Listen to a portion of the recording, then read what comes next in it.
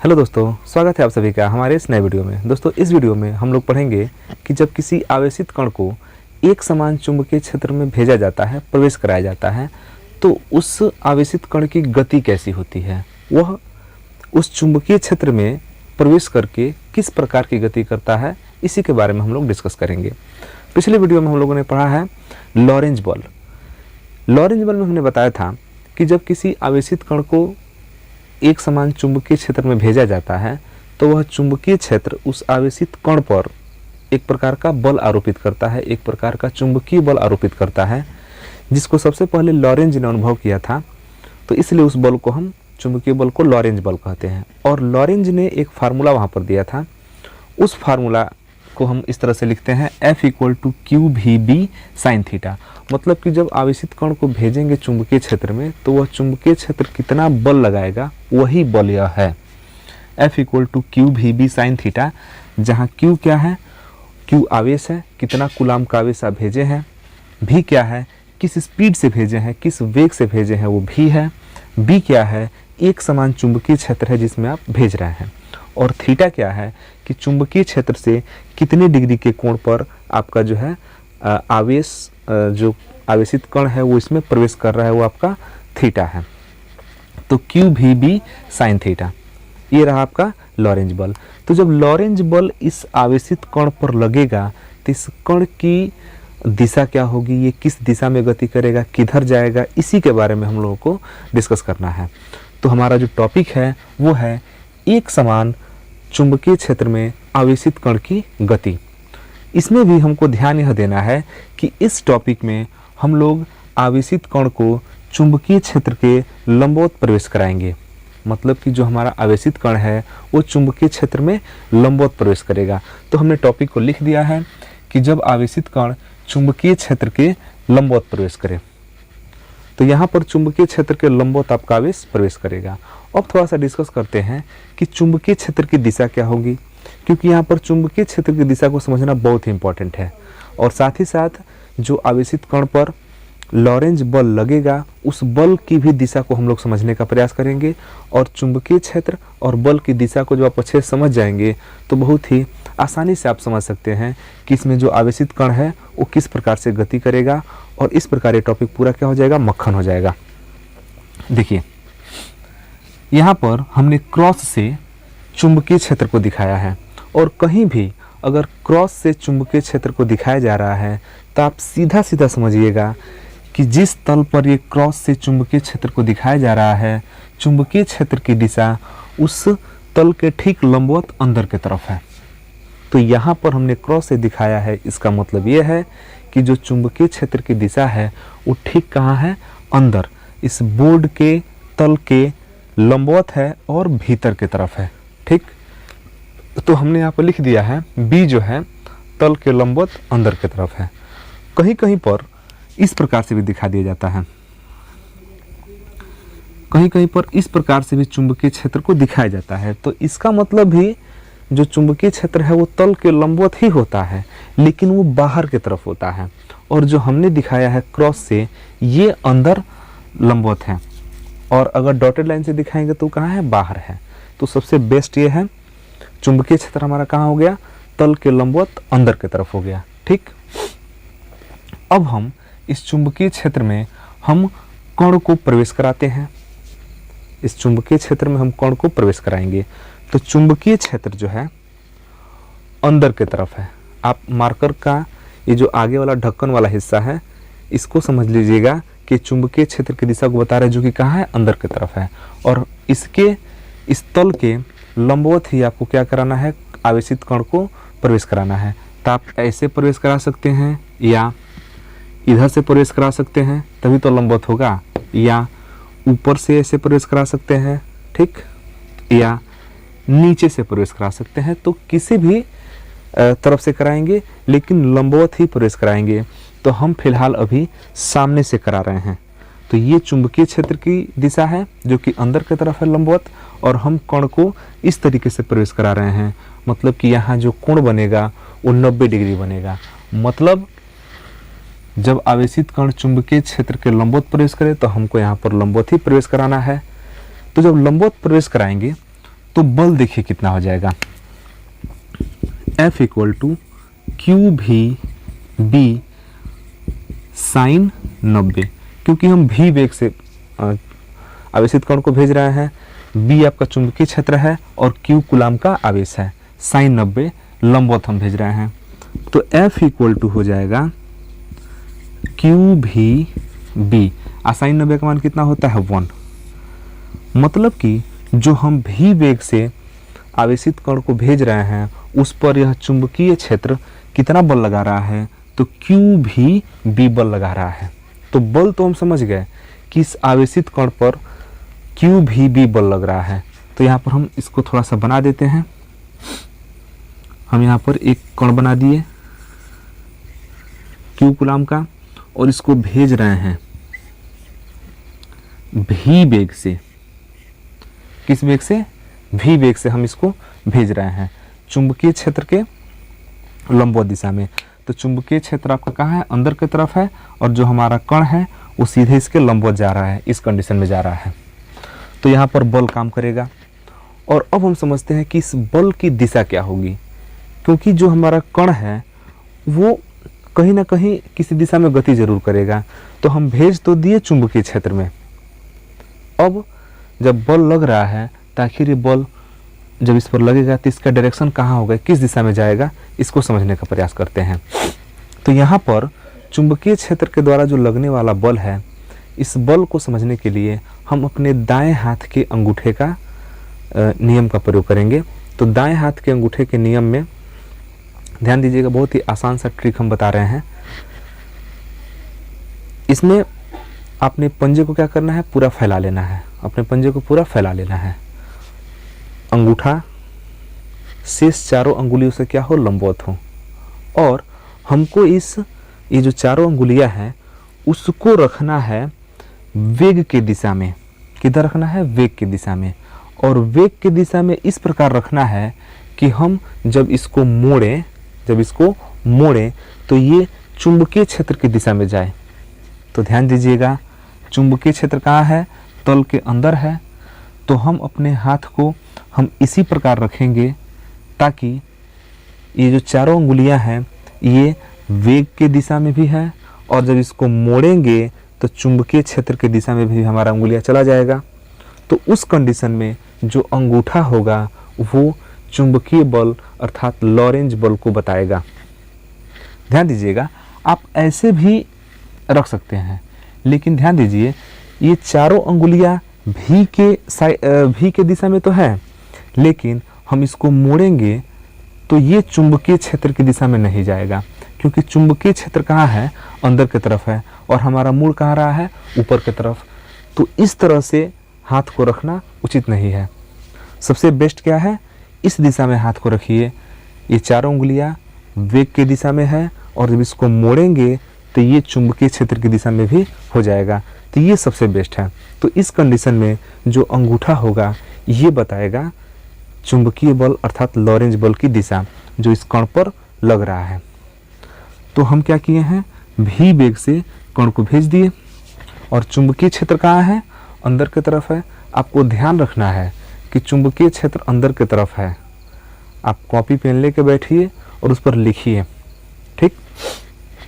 चलिए, तो हाथ को हम कर दिए एकदम सीधा, अंगुली को कर दिए भी के डायरेक्शन में, और इस उंगली को हम भी के डायरेक्शन में इस प्रकार किए हैं कि जब मोड़ें तो ये उंगली चुंबकीय क्षेत्र की दिशा में हो जाए। तो उस कंडीशन में जो अंगूठा है वो बल की दिशा को बता रहा है। इसका मतलब ये है कि ऊपर बल कहाँ लग रहा है? ऊपर की तरफ लग रहा है।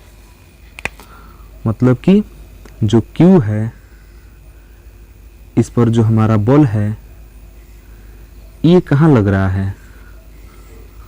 ऊपर की तरफ लग रहा है। जो बल है वो कहाँ लग रहा है? ऊपर की तरफ, ठीक? अब देखिए, कण को आप भेजे ऐसे, कण गया इस तरीके से, और जो चुंबकीय क्षेत्र है ये बल लगा दिया ऊपर की तरफ। मतलब कण ऐसे आप भेज रहे हैं और चुंबकीय क्षेत्र कहाँ बल लगा दिया? ऊपर की तरफ। मतलब कण ऐसे गया और ऐसे घूम गया। मतलब कण यहाँ से घूम करके यहाँ आ गया। ध्यान पूर्वक समझिएगा बिल्कुल। कण हमारा क्या हुआ, घूमा और कण घूम के ऊपर आ गया, क्योंकि जो बल है वो ऊपर के डायरेक्शन में लग रहा है। अब हमारे कण का जो वेग की दिशा है वो कहाँ है, ऊपर की तरफ है, और चुंबकीय क्षेत्र कहाँ लग रहा है, अंदर की तरफ। ध्यानपूर्वक समझिएगा, कण जो है ऊपर की तरफ गति कर रहा है, चुंबकीय क्षेत्र कहाँ लग रहा है, अंदर की तरफ। तो अब हम समझते हैं कि जब कण यहाँ पर होगा तो उस समय चुंबकीय बल की दिशा कहाँ होगी। तो इसके लिए हमने बताया है कि हाथ को फैला लेना है और फैलाने के बाद इसके अंगुलियों को, जो 4 अंगुलियां हैं, इसको रखना है भी के डायरेक्शन में, और भी के डायरेक्शन में इस प्रकार रखना है कि जब हम इसको मोड़ें तो ये चुंबकीय क्षेत्र की दिशा में चला जाए। तो ध्यान पूर्वक देखिएगा, अगर हम इन 4 अंगुलियों को भी के डायरेक्शन में इस प्रकार रखते हैं तो जब इसको मोड़ेंगे तो क्या हम चुंबकीय क्षेत्र की दिशा में जा रहे हैं, नहीं जा रहे हैं। चुंबकीय क्षेत्र कहाँ है, अंदर की तरफ है। इसका मतलब हमारा हाथ इस तरह से होना चाहिए, ये 4 अंगुलियां भी के डायरेक्शन में हैं, और अंगुलियों को जब मोड़ेंगे तो चुंबकीय क्षेत्र की दिशा में क्या हो जाएंगे, चले जाएंगे। तो ये सबसे अच्छा डायरेक्शन है।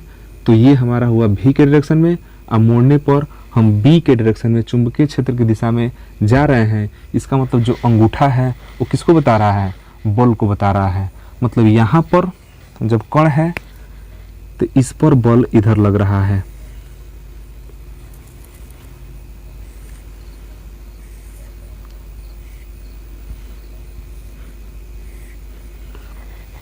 इस पर बल हमारा इधर लग गया।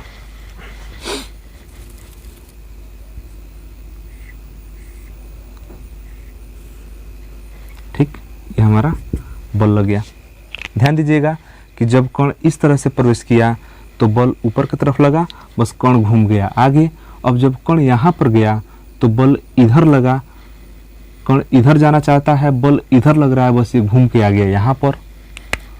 अब हमारा कण आ गया यहाँ पर, अब ये इधर जाने का प्रयास कर रहा है, किस वेग से, भी वेग से। अब ध्यानपूर्वक हाथों को समझिएगा और खुद इसको करने का प्रयास कीजिएगा। अब हमको क्या करना है, अब देखना है कि यहाँ पर इस कण पर जो लगने वाला बल है वो किस दिशा में है। तो हम अपने हाथों को फैलाएंगे और इस 4 उंगलियों को रखेंगे भी के डायरेक्शन में, और भी के डायरेक्शन में इस प्रकार रखेंगे कि जब इसको मोड़ें तो ये चुंबकीय क्षेत्र की दिशा में जाए। तो ध्यान दीजिएगा, हम रखेंगे इस दिशा में, क्योंकि हमारा चारों जो अंगुली है ये भी के दिशा में होना चाहिए, और उंगलियों को मोड़ने पर ये चुंबकीय क्षेत्र की दिशा में जाना चाहिए। और हम लोग जानते हैं कि चुंबकीय क्षेत्र कहाँ है, अंदर की तरफ है, मतलब हम इसी तरीके से रखेंगे। तो ये हमारा भी हो गया, और मोड़ने पर हम बी की दिशा में भी उंगली हमारी चली जा रही है। इसका मतलब जो अंगूठा होगा वो किसको दिखाएगा, बल को दिखाएगा। मतलब यहाँ पर बल कहाँ काम कर रहा है, नीचे की तरफ काम कर रहा है। तो यहाँ हमारा बल कहाँ काम कर रहा है, नीचे की तरफ।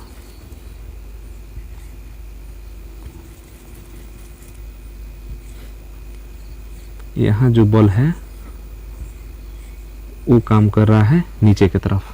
ठीक, अब कण इधर आना चाहता है तो तब बल कहाँ लग गया, नीचे, बस कण घूम गया आगे और कण हमारा आ गया यहाँ पर। बिल्कुल ध्यानपूर्वक समझिएगा, पहले कण यहाँ था, 90 डिग्री पर एंटर किया, प्रवेश किया, बस बल लग गया कहाँ पर, ऊपर, बस कण घूम गया ऊपर। अब जब कण यहाँ पर है तो बल लग रहा है इस साइड में, बस कण घूम गया इधर, इधर आ गया। अब जब ये बल इधर लग रहा है, बस घूम के यहाँ आया। अब बल कहाँ लग रहा है, नीचे की तरफ, बस कण घूम गया नीचे की तरफ। अब देखते हैं यहाँ पर कितना बल लग रहा है। तो यहाँ पर, यहाँ का बल समझने के लिए हम वही काम करेंगे, अपने हाथ के को क्या करेंगे, पूरा खोलेंगे, और ये जो 4 अंगुलियां हैं इसको हम रखेंगे इसके वेग की दिशा की तरफ, और इसको इस प्रकार वेग की तरफ रखेंगे कि ताकि मोड़े तो हम चुंबकीय क्षेत्र में प्रवेश कर जाएं। तो ध्यान दीजिएगा, ये हमारा डायरेक्शन होगा, क्योंकि देखिए हम इधर तो रख नहीं सकते हैं क्योंकि हमारा कण कहाँ जा रहा है, नीचे की तरफ जा रहा है। तो हमारा उंगली जो है इस प्रकार होना चाहिए, क्योंकि ये जो है वेग की दिशा को दिखाएगा, और वेग की दिशा को दिखाते हुए हमको इसको मोड़ने पर बी की दिशा में भी होना चाहिए। तो बी हमारा कहाँ है, अंदर की तरफ है, इसका मतलब ये सही है। हम इस प्रकार से दिखाएंगे और ये हमारा बी की तरफ जा भी रहा है, इसका मतलब जो अंगूठा होगा वो बल की दिशा को बताएगा। मतलब यहाँ पर बल कहाँ लगेगा, इधर से लगेगा। तो यहाँ पर जो बल लग रहा है वो इस डायरेक्शन में लगेगा।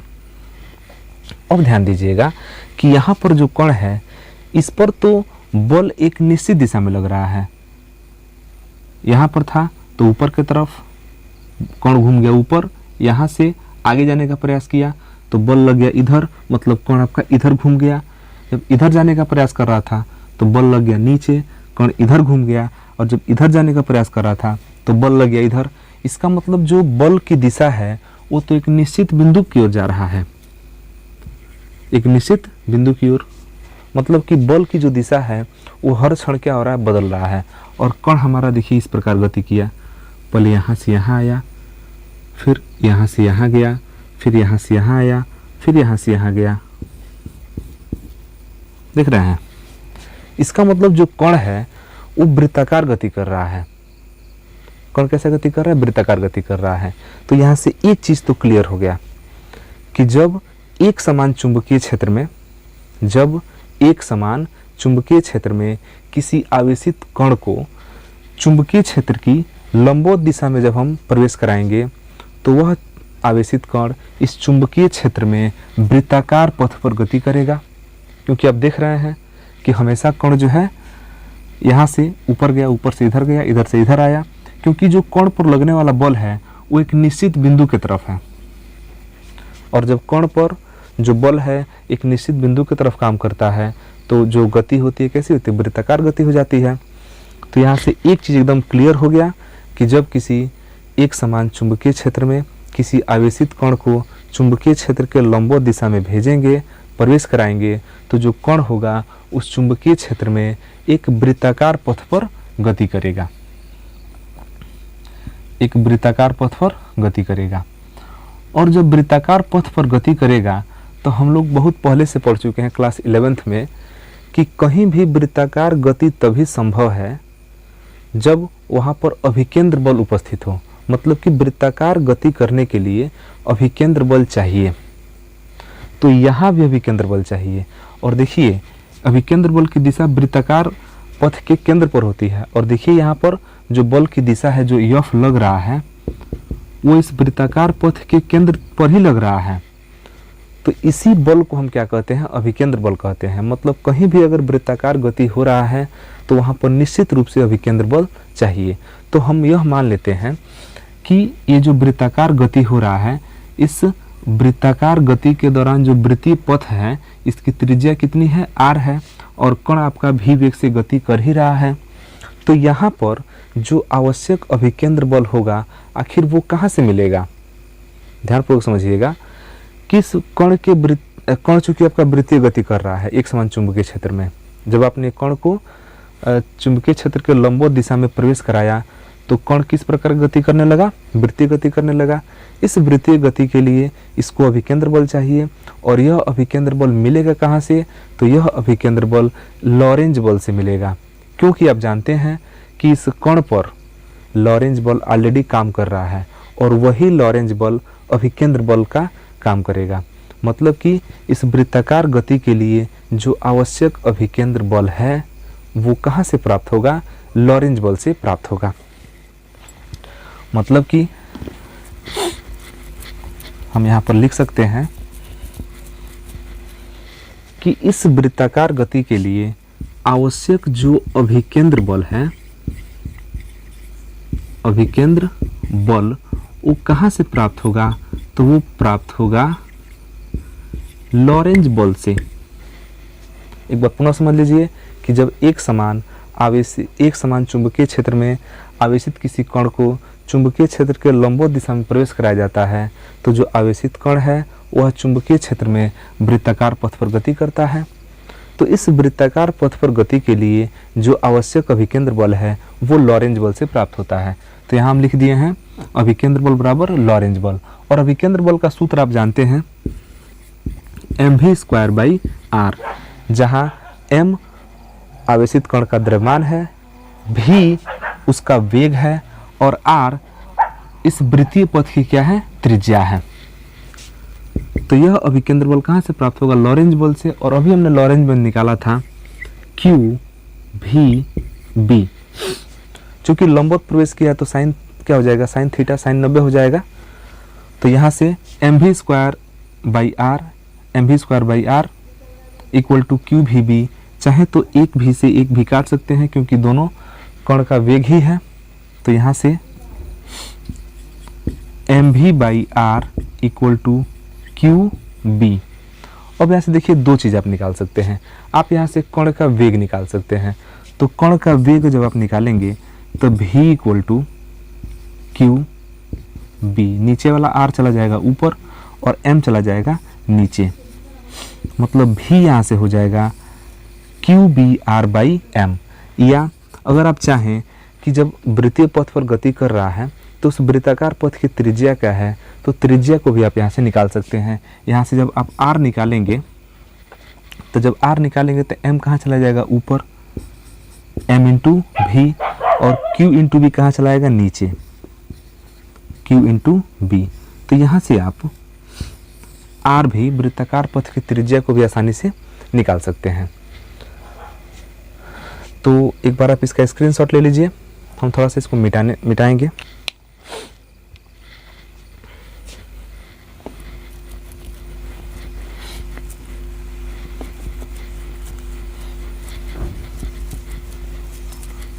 अब देखिए ये तो हमारा निकल गया v और r। यदि हम बात करें इसके आवर्तकाल की, जैसा कि आप जानते हैं कि जब कोई भी कण चाहे कोई भी वस्तु जब वृत्तीय पथ पर गति करता है तो लगातार उसी पथ को दोहराएगा। और हम लोग जानते हैं कि वृत्तीय गति में किसी भी कण द्वारा एक चक्कर पूरा करने में जो लिया गया समय होता है उसको हम कहते हैं आवर्तकाल। किसी भी वृत्तीय गति में एक चक्कर पूरा करने में जो लिया गया समय होता है उसको क्या बोलते हैं, आवर्तकाल बोलते हैं। तो यदि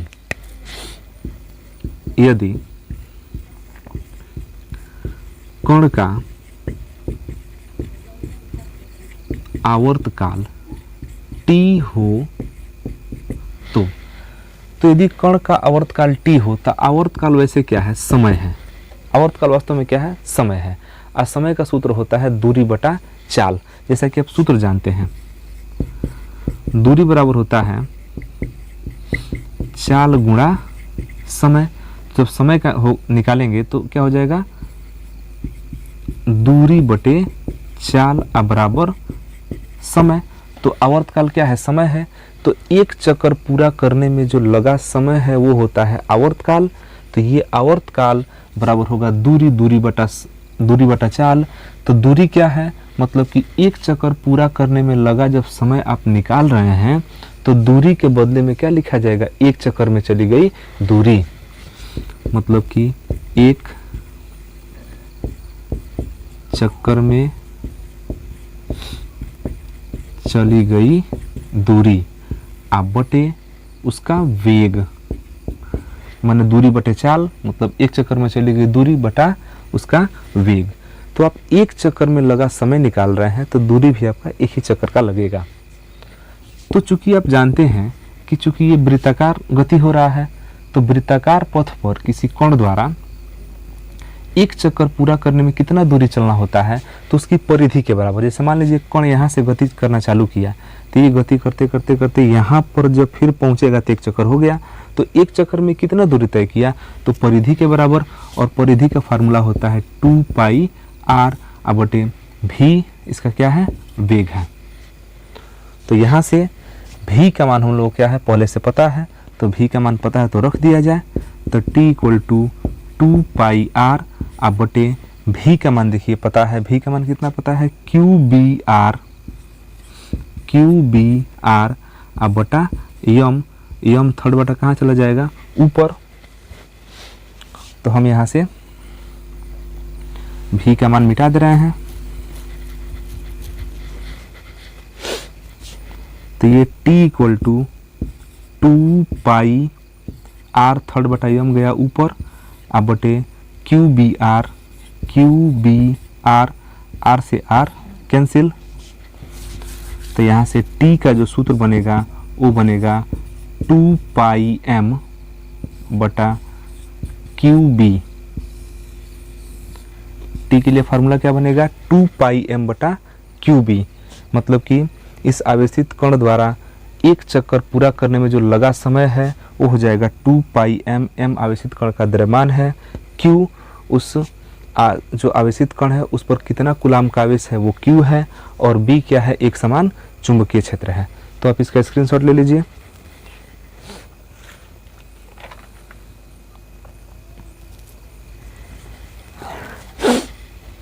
इसको हम मिटा देते हैं।